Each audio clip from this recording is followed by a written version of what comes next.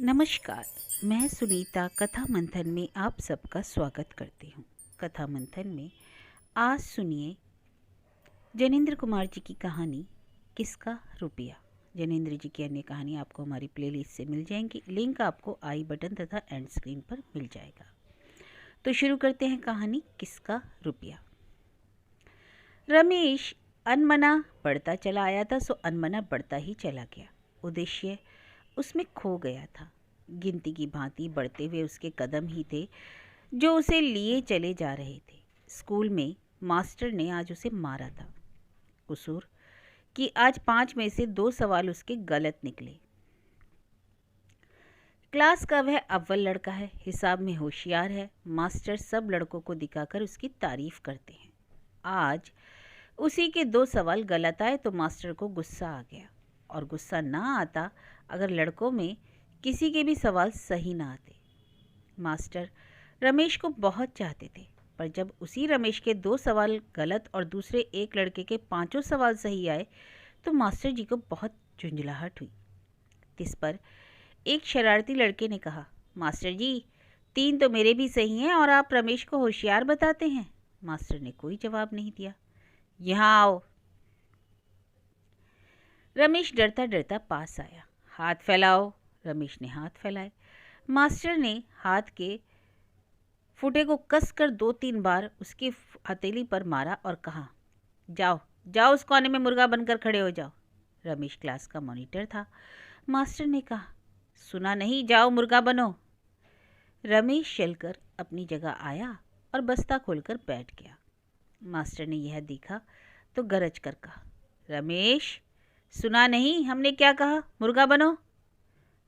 जवाब में रमेश गुमसुम बैठा रहा। मास्टर तब अपनी जगह से उठकर आए और कान पकड़कर रमेश को खड़ा करते करते 2-3 चपत फिर कनपट्टी पर रख दिया। फिर धकियाते हुए कहा, निकल जाओ मेरी क्लास से। रमेश क्लास से निकलकर चला। घर पर आया तो माँ ने पूछा, क्या है? रमेश चुप। अरे क्या है? अच्छा ले, चलिए संतरे और लुकाट तेरे लिए रखे हैं। रमेश गुमसुम सा बैठा रहा और कुछ नहीं छुआ। माँ ने हंसकर कहा, आज के पैसे का ऐसा क्या खाया था जो भूख नहीं लगी? और हाँ, क्या आज स्कूल इतनी जल्दी हो गया? जवाब में रमेश ने सवेरे मिला पैसा अपनी जेब से निकाला और तख्त पर रख दिया। बोला चाला नहीं। माँ ने फिर पूछा, क्यों रे, क्या हुआ जो ऐसा हो रहा है? रमेश कुछ बोला नहीं और बीच बात उठाकर दूसरे कमरे में खाट पर लेटकर पैर हिलाने लगा और अपने नाखूनों को मुंह से कुतरता हुआ बैठा रहा। माँ फल की तश्तरी लेकर आई। कहा, बात क्या है, मास्टर ने मारा है? प्यार से रखे माँ के हाथों को रमेश ने अपने कंधे पर से अलग झटक दिया और जाने क्या बुदबुदाता रहा। माँ ने चिरौरियाँ की, प्यार से पूछा, फिर संतरे छील छील कर जबरदस्ती देने लगी, पर रमेश किसी तरह नहीं माना। वह जाने होठों ही होठों में क्या बुदबुदाता रहा। त्योरियाँ उसकी चढ़ी हुई थी और साफ ना बोलता था। होते होते माँ को भी गुस्सा आ गया। उसने भी दोनों तरफ चपत धर दी और कहा, बदतमीज, कितना कह रही हूँ लेकिन कुछ बोले भी तब। हर वक्त झिकाने की सिवाय कुछ काम ही नहीं है। हाँ तो बोलना नहीं है तो इधर घर में क्यों आया था? ना आके मर मेरे सामने, कलेश मचे। रमेश इस पर कुछ देर तक यहीं गुमसुम बैठा रहा, फिर खाट से मुंह उठाकर घर से बाहर चला गया। अरे कहाँ जाता है, चल इधर आ, माँ ने कहा, पर रमेश चलकर उधर नहीं आया, आगे ही बढ़ता गया। इस पर जरा देर तो माँ अनिश्चित मान में रही, फिर झपटी आई और सीढ़ी उतर दरवाजे से बाहर झांकी तो गली के मोड़ तक रमेश कहीं दिखाई नहीं दिया। माँ इस पर झींकती बड़बड़ाती भीतर गई और सोचने लगी कि यह उन्हीं के काम है कि जरा से लड़के को इतना सर चढ़ा दिया है। तारीफ कर करके आज यह हाल कर दिया है। माँ को तो कुछ समझता ही नहीं। मेरा क्या ऐसे ही बिगड़कर आगे जाकर कुल को दाग लगाएगा, और मैं क्या जानूं। अभी हाथ में नहीं रखा तो लड़का फिर क्या बस में आने वाला है, उचक्का बनेगा और नहीं तो। और उधर रमेश बड़ा चला जा रहा था। चलने में उसकी कोई दिशा ना थी, ना कदमों में अगला पिछला था। चलते चलते वह घास के मैदान में आ गया और वहां एक जगह बैठ गया। धूप में इतनी तेजी ना थी। धीरे धीरे वह ढलती जा रही थी। दूर तक कटी धूप का गालीचा बिछा था। पार पेड़ों से घिरी सड़क बल खाती जा रही थी। एक आध छोटी गाय घास चर रही थी। ऊपर आसमान के शून्य विस्तार में इक्की दुक्की चीलें उड़ती दिखती थी। बैठे बैठे उसे आधा 1-2 घंटे हो गए। इस बीच वह कुछ खास नहीं सोच सका। जहाँ था वहीं रहा। उसके मन में ना मास्टर था ना माँ। मन में उसके कुछ भी नहीं था, बस एक अजीब बेगानगी थी कि वह अकेला है, अकेला सच है पर कुछ नहीं है। बैठे बैठे गुस्सा शोक सब भूल गया। उसमें अभियोग नहीं था, न शिकायत थी, बस एक रीतापन था जैसे कुछ भी ना हो। देखा कि एक पिल्ला जाने कहाँ से बिछड़कर उसके आसपास कुछ ढूंढ रहा है, कूकू कर रहा है। कभी रुककर कुछ सोचता, फिर कभी भाग छूटता। रमेश की तबीयत हुई कि वह उसके साथ खेले। जब तक पास रहा वह पिल्ले की तरफ देखता रहा। उसकी अटखेलियाँ प्यारी लग रही थी, पर जाने वह पिल्ला उससे कितनी दूर था, जैसे बीच कोई समुद्र फैला हो। धीरे धीरे वह पिल्ला कूकू करता पास आ गया, बिल्कुल पास। रमेश मुक्त बना उसे देखता रहा, पर मुंह से आवाज़ देकर या हाथ फैलाकर उसे बुला ना सका। पिल्ला पास से और पास आता हुआ बड़ा प्यारा लगता था, और वह क्यों एकदम आकर रमेश की देह से सट नहीं जाता, रमेश सोच रहा था। वह खुश होता कि पिल्ला उसकी छाती पर चढ़कर उसके एकाकीपन को भंग कर डालता। वह चाहता था कि उसे अपने से कोई छुड़ा दे। अपने में होकर वह एकदम अवसर और निरर्थक बन रहा था, जैसे वह है ही नहीं। रमेश उत्सुक था, वह बाट में था कि पिल्ला जरूर उससे उलझेगा, पर इतने पास आकर जब वह लौट चला तो रमेश ने एक भारी सांस छोड़ी। मानो उसके मन में हुआ कि ठीक है, यह भी तो मुझे नहीं चाहता, कोई उसे नहीं चाहता। इसी तरह काफ़ी देर तक बैठा रहा। अब सांझ हो चलेगी। दूर पास पगडंडी पर घास में लोग आ जा रहे हैं। दिन का काम शाम के आराम के किनारे लग रहा है। पेड़ चुप हैं। सड़क पर मोटरें इधर से उधर भागती निकल जाती हैं। होते होते सहसा वह उठा।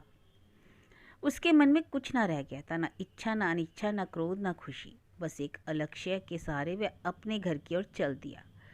चलते चलते अरे यह क्या, यह 2 डग लौटा। झुककर देखा, सचमुच रुपया ही था।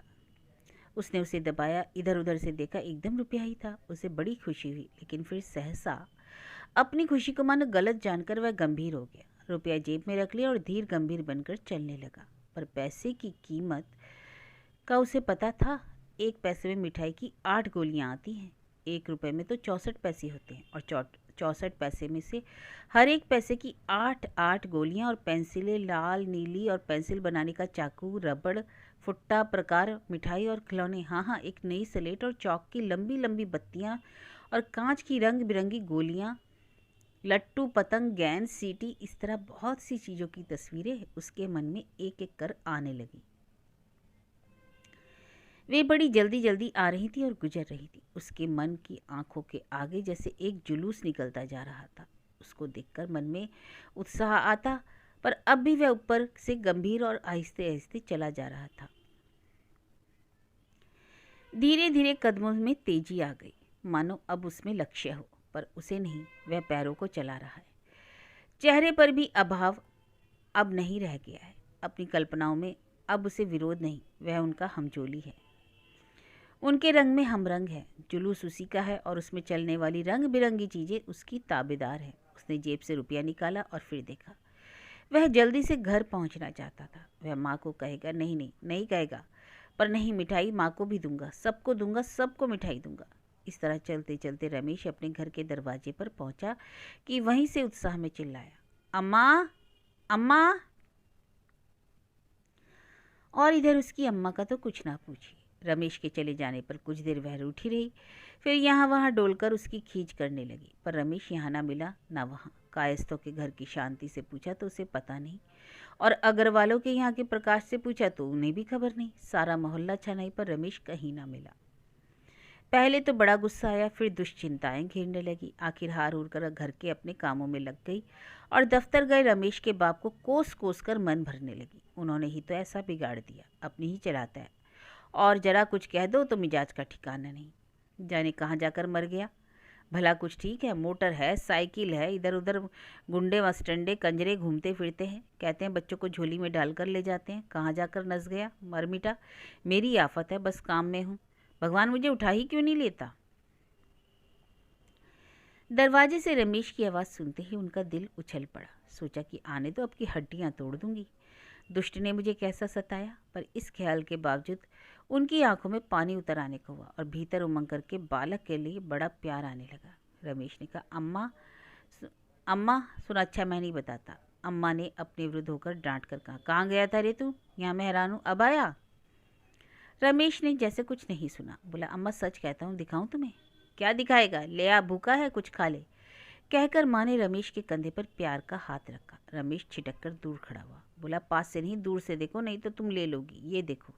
अरे ये तो रुपया है, कहाँ से लाया?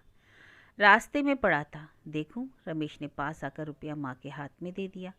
माँ ने उसे अच्छी तरह परख कर देखा, एकदम खरा रुपया था। रमेश ने कहा लाओ। तू क्या करेगा? ला रख दो। माँ ने कहा मेरा है। हाँ तेरा है, मैं कोई खा थोड़ी जाऊंगी।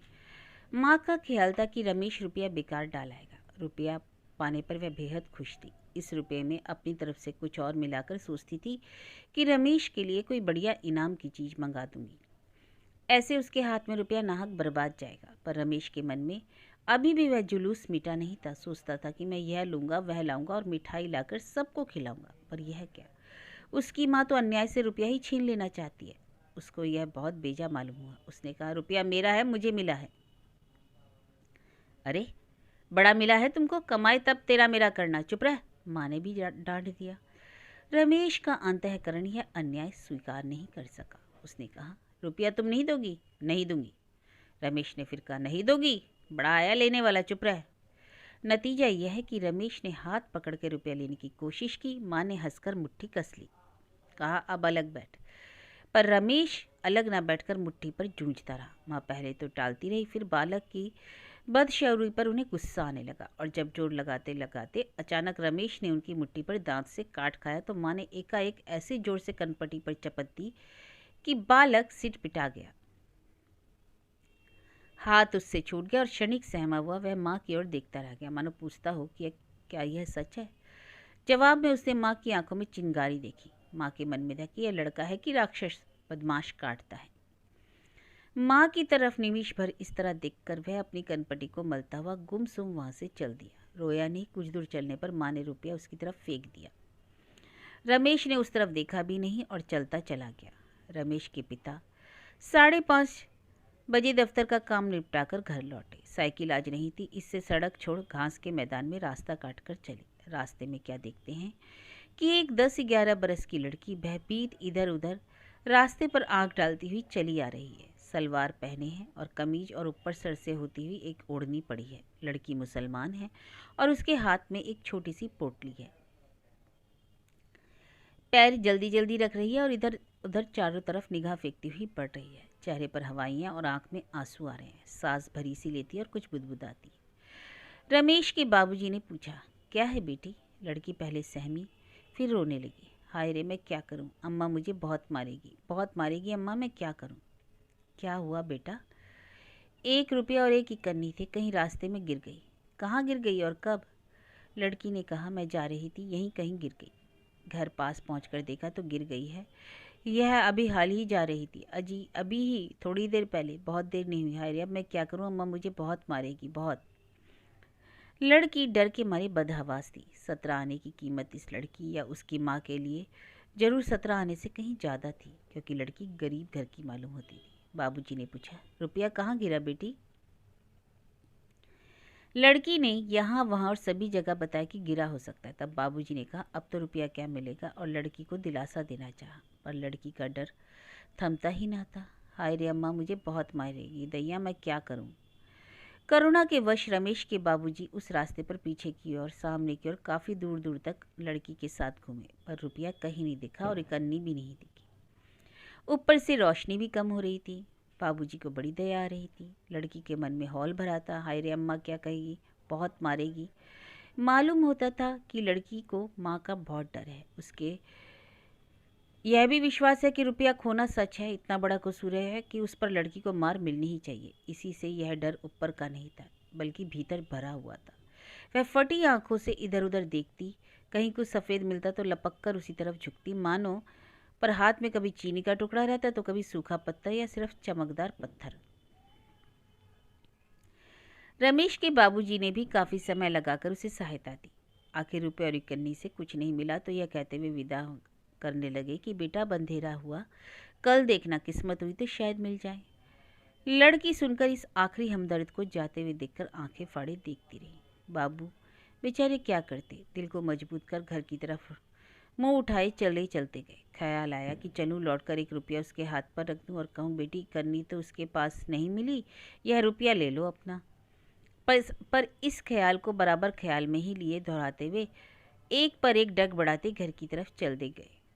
घर पहुंचे, बाहर सड़क पर एक तरफ देखा कि बुद्ध भगवान की तरह विरक्त रमेश बाबूजी बैठे हैं। पिता ने कहा, अरे रमेश, क्यों, क्या यहाँ क्यों बैठा है?